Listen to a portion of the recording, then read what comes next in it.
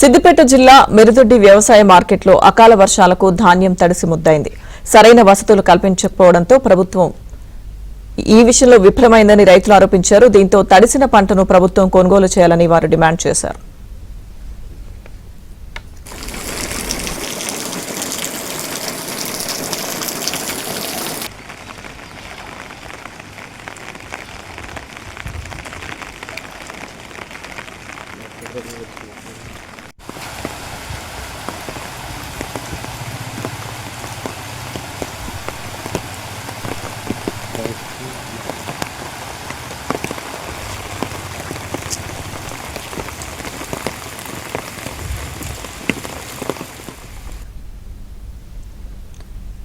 నాగర్ కర్నూలు జిల్లాలో వర్షాలకు వాగులు వంకలు ఉధృతంగా ప్రవహిస్తున్నాయి. అచ్చంపేటలోని కాలనీలు చెరువులను తలపిస్తున్నాయి.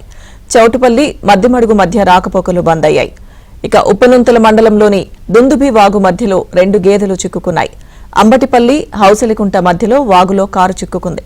నల్లమలలో ఉమామహేశ్వరంలో దర్శనానికి వచ్చి వాగులో చిక్కుకున్న భక్తులను ట్రాక్టర్ ద్వారా రక్షించారు.